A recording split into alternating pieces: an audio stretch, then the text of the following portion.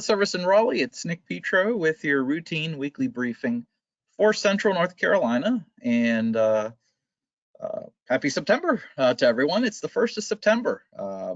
This is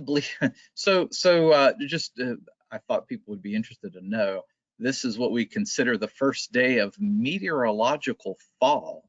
So even though it's not the astronomical start of fall, we usually group the seasons in 3-month. Meteorologically speaking, we typically group the months in 3-month chunks.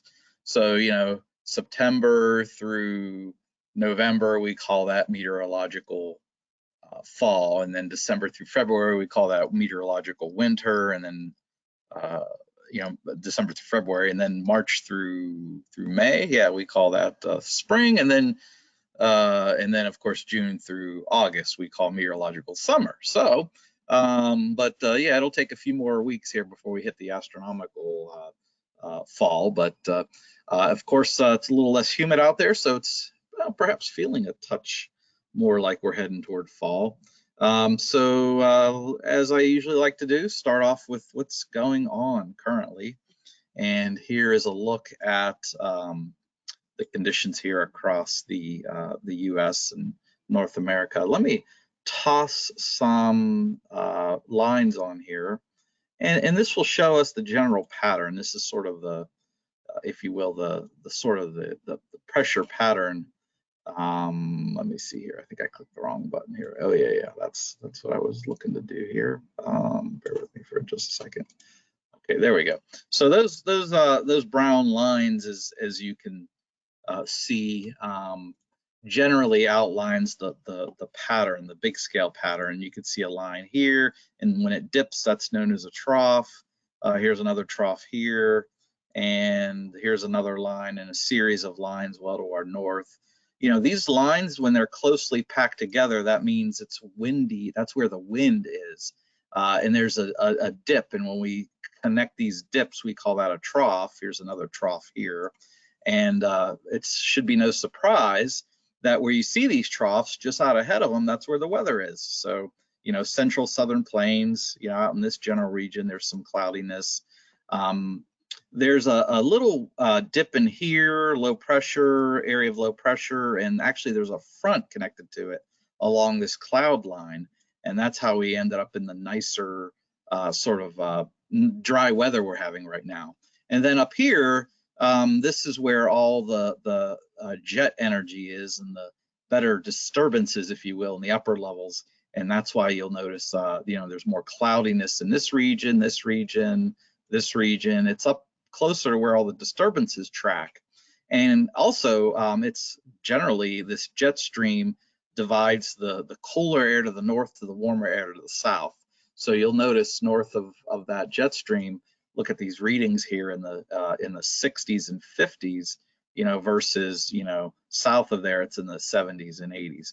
You'll see there's a big area devoid of clouds. There's a nice area of high pressure sitting in here. That's what's given us our nice weather. Here's mean sea level lines here. And again, we've got the front to our south, right here along this cloud line. And then again, right up in here, we have high pressure. So we'll take that and enjoy that, because that will give us another day or two of nice weather. And when I plot the wind direction, and then again, this is surface wind. Gosh, my mouse is acting kind of quirky. You'll notice that the wind barbs are generally, suggesting the wind at the surface anyways, coming from the northeast to the southwest. And then over here, it's south and then southwest. And again, remember, there's a high sitting right here, and that's the direction the air flows around high pressures, clockwise.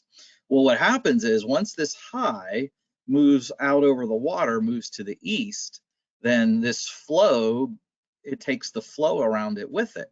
So what will happen is when the high is sitting offshore, say the high sitting out here, then the flow is around this way. And what happens is that causes moisture to come back from the Atlantic over our area. And that's exactly what's going to happen here as we get into Saturday, okay? But for now, our wind is out of the north, and that's giving us some drier weather. Okay, so little outline of why we're seeing what we're seeing and what to expect here. And I actually, again, my mouse, I got to replace this mouse. It's advancing slides too quickly. Anyway, you could see on these weather maps here, the today map shows the high kind of right where I alluded to.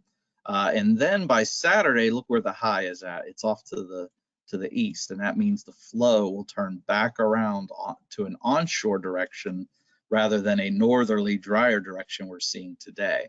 I still think the moisture, though, is going to take a while to move back in, and oftentimes it moves into our south before it moves into us. So most of Saturday should be dry, but by the time we get to Sunday, it will have had ample time to pull moisture in from the east, and that'll set us up for widely scattered afternoon and evening showers and thunderstorms.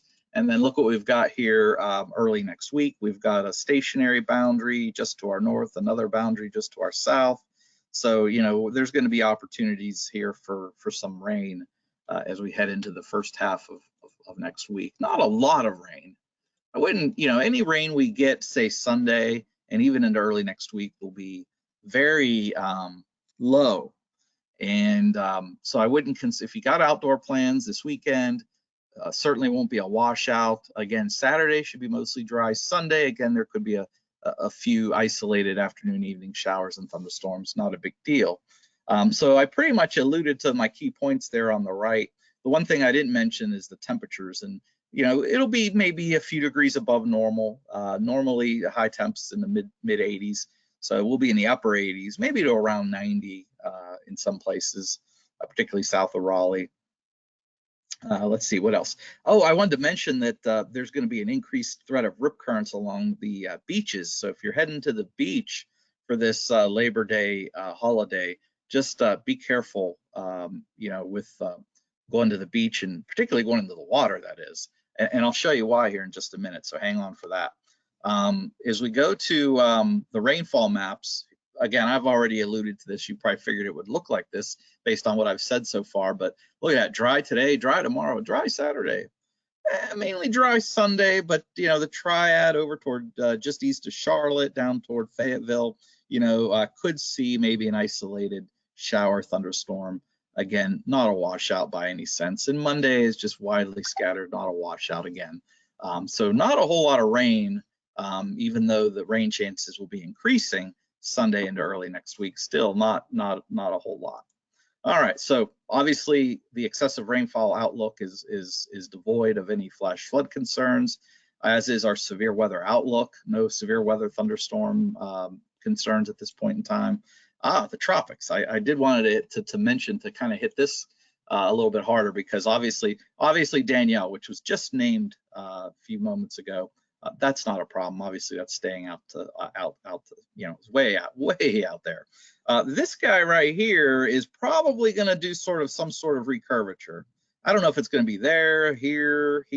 I just don't know exactly where it's going to recurve, but it's going to recurve well to our east. However, this area of disturbed weather, if it does, look, it's got a greater than 60% chance of becoming a tropical cyclone. So let's just say it does become a tropical cyclone, and it's sitting out here, between Bermuda and Bahamas, over Labor Day weekend. Well, you know what that's going to mean? That's going to mean enhanced rip current threat along the coast as swell energy comes back to the west. So anyway, that'll be our main threat here, is increased rip currents along the beaches. And again, this would be during the Labor Day holiday. So obviously it's going to remain well offshore, but that wave energy is still going to find its way back toward the Carolina and Mid-Atlantic coast beaches. So once again, if you are going to the beach, or if you know of somebody going to the beach, just remind them that if they go in the water, that there's going to be some rip currents around. To obviously study your rip current safety rules, and most importantly, swim where there are lifeguards. So anyway, that's my advice here, as we head through the. Otherwise, things are quiet still, really, all in all. If everything here stays offshore, then that'll get us through the next week, which would be basically the peak of the hurricane season. So we made it this far, so keeping our fingers crossed that kind of stays that way, but we'll see. We got a long way to go before the hurricane season is over, so don't let your guard down. We got a ways to go. All right, so 8 to 14 day outlook. So if you're wondering, well, what about the middle of next week through the end of next week? Well, we're talking odds favor above normal temperatures, and odds aren't favoring above or below. Okay, so just want to show you what this means. That when we're not green, or I'm looking at the precip side, by the way. When you're in the orange, that means the odds favor below normal. When you're in the green, that means odds favor above normal. When you're in a dark green, that means odds really favor above normal. Okay, but when you're not in either one, we often call that equal chances, which means when you're in equal chances, that means there's a 33% chance it'll be below, a 33% chance it'll be above, or a 33% chance it'll be normal. Okay, so I wouldn't necessarily say precip will be normal. I would just say we have the same odds for below, same odds for above, and same odds for at normal. So that's what that means when you're not in orange or green. That means equal chances for anything to happen. So anyway, I know that's really useful, right? That's okay though. There's no strong signal to tell us if it's going to be above or below. All right. Anyway, moving on to the drought update. So if you're thinking, wow, this looks exactly like last week's, well, it is exactly like last week's. No major changes here. We still have abnormally dry noted along the I-95 corridor over towards the southern and central coastal plain. So anyway, it could easily go if we don't get some rain here.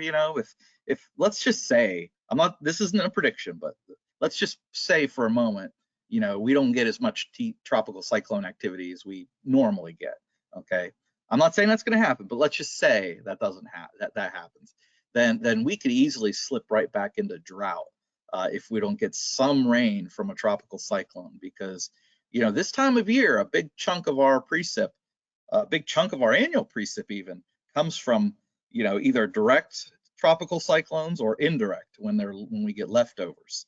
So anyway, while the rain from a month ago has really helped this situation, now we're dependent upon tropical cyclones or remnants of tropical cyclones to give us our seasonable rain.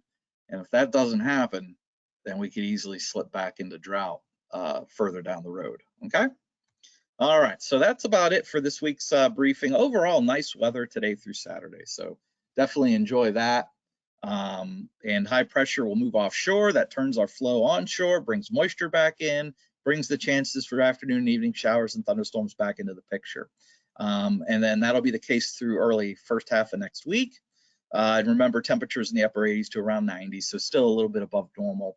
And our main hazard and impact isn't here in central North Carolina. It's actually at the beaches with the increased rip current threat with that wave energy associated with that weather disturbance offshore. Okay, so that pretty much rounds up today's weekly briefing for central North Carolina.